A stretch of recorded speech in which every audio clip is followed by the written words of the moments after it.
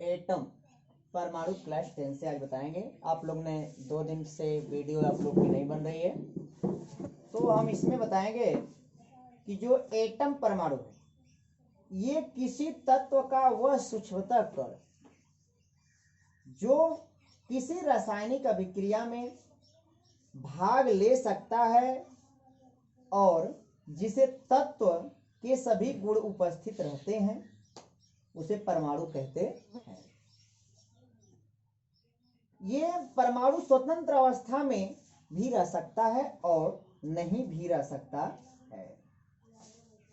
जिसमें इसका होता है कि परमाणु मुख्यतः 3 प्रकार के कणों से बना है, अर्थात परमाणु के 3 मौलिक कण होते हैं। वो परमाणु के जो 3 मौलिक कण होते हैं वो मौलिक कण का नाम क्या है? उस मौलिक कण का नाम है इलेक्ट्रॉन और क्या है? प्रोटॉन। और क्या हो जाएगा? न्यूट्रॉन। क्या हुआ आपका? इलेक्ट्रॉन हुआ, प्रोटॉन हुआ और न्यूट्रॉन हुआ। तो इसको हम प्रदर्शित करते हैं जो एलिमेंट्स द्वारा। एलिमेंट्स क्या होता है? इलेक्ट्रॉन का E, प्रोटॉन का क्या हो जाएगा? P और न्यूट्रॉन क्या हो जाएगा? N। हो गया? तो इलेक्ट्रॉन, प्रोटॉन और न्यूट्रॉन। तो अब यहां तक आप लोग ने देख लिया कि जो हमारा एटम है, परमाणु है, इसका इलेक्ट्रॉन और प्रोटॉन और न्यूट्रॉन के द्वारा तीन में विखंडित कर दिया गया है। आप देखेंगे यहां पर बोला है अणु, मॉलिक्यूलर। जो मॉलिक्यूलर अणु है अब इसके बारे में बताएगा आपको। किसी पदार्थ का वह सूक्ष्मतम कण जो स्वतंत्र अवस्था में रह सकता है लेकिन रासायनिक अभिक्रिया में भाग नहीं ले सकता है, जिसमें पदार्थ के सभी गुण उपस्थित रहते हैं और उसे अणु कहते हैं। यह निम्नतः 2 प्रकार के होते हैं। अणु के प्रकार कितने प्रकार के अणु होते हैं? 2 प्रकार के होते हैं। ठीक है, ये एक ही प्रकार के परमाणुओं से बने होते हैं, जैसे नाइट्रोजन का अणु N2, ऑक्सीजन का अणु O2। तो जो ऑक्सीजन है, जब भी मैंने आप लोग को बताया था कि जो गैस होती है उसमें आप लोग ने देखा कि जैसे यहाँ पर दिया आपका अणु का, तो जैसे नाइट्रोजन है तो नाइट्रोजन गैस है, तो नाइट्रोजन को हम किससे दर्शाएंगे? N2 से। अगर जो ऑक्सीजन है तो ऑक्सीजन को किससे दर्शाएंगे? NO2 से, ऑक्सीजन का O2 से। तो टाइप्स ऑफ मॉलिक्यूल्स, अणु के प्रकार क्या देगा? अणु के प्रकार। ये अणु के प्रकार क्या होते हैं?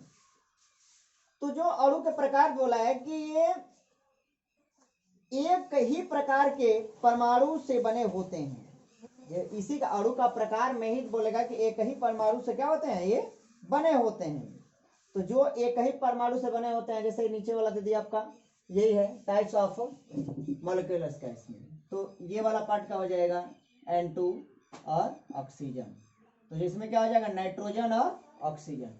2 ही पार्ट होते हैं मॉलिक्यूल्स ऑफ एलिमेंट्स का, तत्व के अणु या तत्व के अणु। क्या नहीं दिया ना? तात्विक अणु या तत्व के अणु। अब इसमें दे देगा आपका, बोला है कि यौगिक के अणु, molecules of compounds. Molecules of compounds. Compounds क्या होता है? यौगिक होता है। कंपाउंड्स क्या होता है? यौगिक होता है। तो जो कंपाउंड से यौगिक होता है तो 2 या 2 से अधिक, क्या बोलता है? 2 या 2 से अधिक प्रकार के परमाणुओं से मिलकर बने होते हैं, जैसे जल का H2O, कार्बन का कार्बन डाइऑक्साइड। तो 2 परमाणु कैसे मिलकर बने होते हैं? तो 2 परमाणु क्या बोलता है? इसको मॉलिक्यूल्स बोला ना, यौगिक का। किस चीज का बोला है? यौगिक का। कंपाउंड्स का। किस चीज का? कंपाउंड। तो ये यौगिक होता है। क्या होता है? यौगिक होता है। तो इसमें कैसे पता चलता है? जैसे बोल दिया वाटर H2O, इसको क्या बोलते हैं? जल का। और उसके बाद ये वाला हो जाएगा CO2, कार्बन डाइऑक्साइड। तो हाइड्रोजन एंड ऑक्सीजन और कार्बन एंड ऑक्सीजन, तो 2 तत्व हुआ कि नहीं हुआ? वैसे भी पॉजिटिव नेगेटिव। एक कार्बन से है तो कार्बन और ऑक्सीजन हमेशा नेगेटिव देता है। ठीक है, तो अब यहां से देखते हैं, जैसे दे दिया H positive N1, oxygen negative N2, तो दोनों का मल्टीप्लाई तो निकलेगा H2। Carbon dioxide C+O2, arrow लिखेंगे, क्या बनाएगा? CO2। Hydrogen plus oxygen arrow, क्या बना लेगा? H2O। ऐसे में देखते हैं, देता है 4H एड O2 एरो, तो 2H2O, क्योंकि ये 4 है, यहाँ पर 4 हाइड्रोजन दिया है, तो इसको हम तोड़ देंगे। ठीक है, जब इसको तोड़ दिया 2 को, तो ये 4 है, तो यहाँ पर 2 + 2, तो यहाँ पर 2 है तो 2 2 या 4 निकल जाएगा, नहीं निकल जाएगा, तो H2O। ठीक है, अब ये हो गया आपका कंपाउंड से यौगिक। अब कंपाउंड से यौगिक आपका यहाँ तक हो गया। अब इसके बाद देगा परमाणुकता।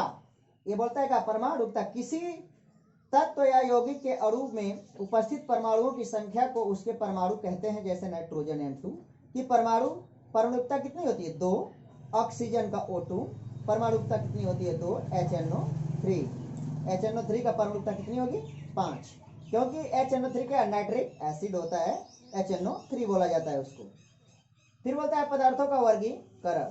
ये भौतिक अवस्था में आधार पर पदार्थों का वर्गीकरण 3 प्रकार से होता है। और जो जैसे 3 प्रकार का कौन सा होता है, ठोस होता है, द्रव होता है और गैस होता है।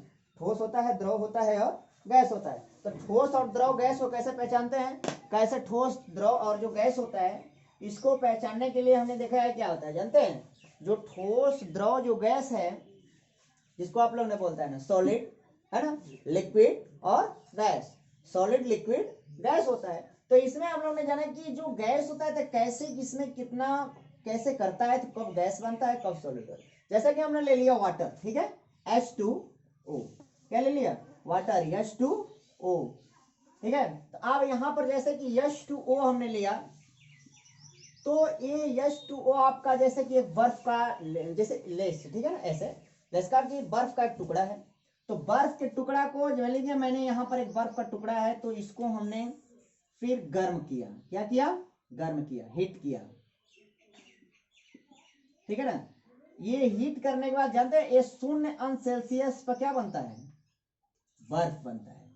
0°C पर बर्फ बनता है। जब इसको हम तापमान, जब इसे गर्म करने की ओर ले जाते हैं तो 4° क्या सेल्सियस, 4° पर क्या होता है, ये जल में, वाटर में विघटित होने लगता है। इसके बाद देखते हैं कि जब इतने के बाद जब यहाँ पर जाता है कितना, 100°C पर, कितने पर जाता है, 100°C पर जाता है, तो पुनः किस में बदल जाता है, गैस में बदलकर भाप बन करके वह ऊपर की तरफ उड़ने लगता है। इसको कहते हैं ठोस, द्रव्य और गैस, सॉलिड, लिक्विड, गैस, ठीक है, सॉलिड, लिक्विड, गैस। चलिए देखते हैं आज के बाद नेक्स्ट।